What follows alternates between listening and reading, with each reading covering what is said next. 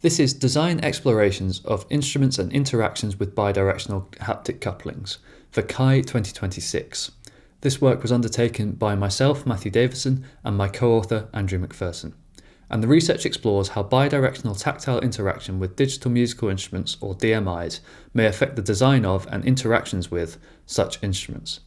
Before we get too stuck into that, let's briefly consider the concept of bidirectionality in instrument design, particularly in relation to tactile interaction. When a musician interacts with an instrument, mutual haptic couplings are formed which contain a bidirectional flow of energy between the musician and the instrument. Taking strumming and acoustic guitar as an example, the musician injects energy into the instrument by strumming, but the feel and resistance of the strings and the vibration of the instrument body also couple back to the musician, affecting perception of the instrument and ultimately affecting the interaction. With digital musical instruments, however, there is often a more unidirectional approach stemming from engineering conveniences in the design of digital and electronic systems. The tactile interaction goes from the musician to the instrument, but little is returned. The design often primarily relies on auditory feedback. However, haptic feedback could possibly reintroduce bidirectional tactile couplings to these designs.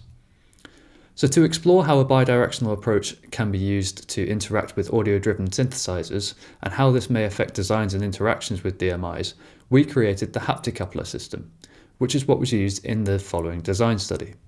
So the HaptiCoupler system uses a single voice coil surface exciter for simultaneous sensing and actuation of vibrations. It uses voltage to drive the actuation signal and senses input using the current through the coil.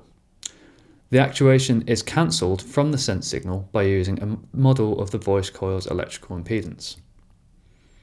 The actuation method is simple. An audio signal, such as the output of a synthesizer, is fed into the amplifier and amplified as a voltage across the coil. This vibrates the transducer in the same manner as a loudspeaker. The system also senses vibrations at audio rate. Tapping on the transducer induces a current in the coil, and this current is then measured at 44.1 kHz. Due to Ohm's law, the actuation voltage also induces a current in the coil, and this causes crosstalk between sensing and actuation. This is reduced by applying filtering that models the voice coil's impedance to the measured current to try and reduce the crosstalk. And the sense signal with the crosstalk reduced can then be used as an excitation input to audio-driven synthesizers. Additionally, the damping due to pressing on the voice coil can be sensed. Pressing on it increases the mechanical damping, and this causes a reduction in the resonant peak of the electrical impedance. The system measures this change using a low amplitude tone at the resonant frequency. By measuring the change in level of the tone in the current reading, the damping value can then be mapped to a synthesis parameter, such as the damping of a virtual surface. So this system was then given to participants in a design study. 7 participants completed the study and all had previous experience of developing for digital musical instruments, either using hardware, software, or both. And each participant was given a HaptiCoupler kit. The HaptiCoupler kit uses USB audio in order to interface with as wide a range of synthesis environments as possible by using standard desktop software. So the study started with an introduction session, followed by an exploration period for a minimum of 3 weeks. And then that followed with a wrap-up session where the participants were asked questions and discussed their findings, having integrated the system into their performance or technical practice and explored possible instrument designs. So as a quick overview of the outcomes then, there were sort of 3 broad categories. We had haptic interfaces, where the system was used to control or interact with primarily digital synthesizers. We had feedback instruments where a combination of digital signal processing and physical augmentations created a self-resonating feedback system. And then we have active control systems where the system was actually used to control the resonances of an acoustic instrument. So we can see on the left here, we have examples of haptic control interfaces connected to synthesizers. We have an example of a feedback instrument using the cello with the voice coil attached to its body.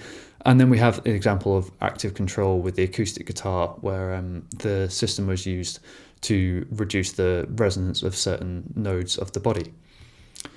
So we'll now have a look at some of the outcomes of the study through exploring 4 of the common themes picked out through a thematic analysis of the concluding interview sessions. One of the themes seen across design outcomes was the use of system constraints as a creative resource. Similar themes have been seen across design studies of instruments using restricted systems previously, so this in itself is not a novel finding, but in this particular case the USB latency and feedback between the actuation and sensing were the main constraints. For example, in the following video, this participant used the feedback to create a self-resonating cello instrument.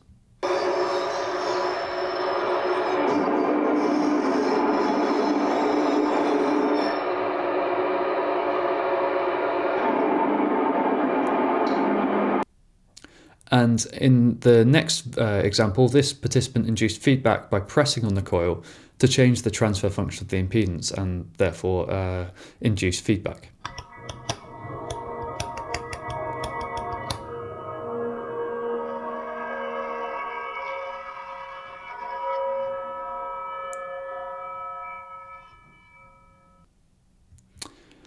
So a second finding was that bidirectionality alters interaction techniques. So one of the findings was that participants generally had more sustained tactile contact due to feeling the vibrations rather than just exciting by tapping and then removing their finger as you might otherwise do without haptic feedback.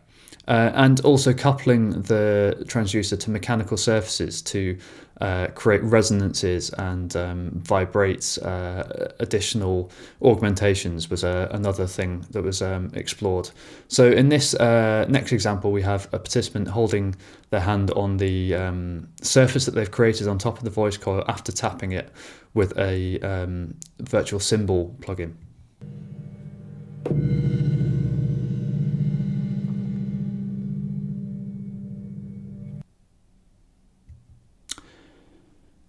And thirdly, we have this concept of remutualization of audio and haptics, because the system operates with audio signals, and some designs use the voice coil for both haptic feedback and audio output simultaneously. By mechanically coupling the transducer to a surface, the system was used for both modalities. And this provided a congruent interaction, similar to how the mechanical and acoustic vibrations of an acoustic instrument are also intrinsically linked. And finally, this design study revealed that through the bidirectionality introduced into the designs, the physical-digital boundary becomes more flexible in its placement. Designs had varying amounts of physical or digital complexity.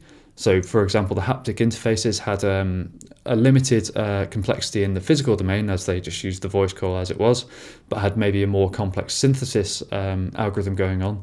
Whereas the active control example has a complex, instrument in the physical domain, an acoustic guitar, and then a slightly simpler control loop in the digital domain to control the resonances. And this boundary can be moved fairly flexibly with this bidirectional design.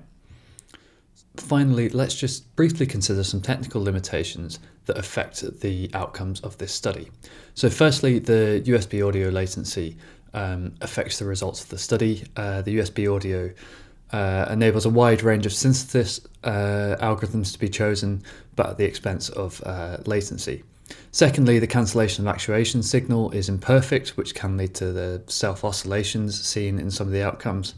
And finally, the limited high-frequency sensing, which is due to the mass and inductance of the coil, limits some of the gestures possible, such as sort of light scratching and stuff, which isn't picked up very well by the current sensing.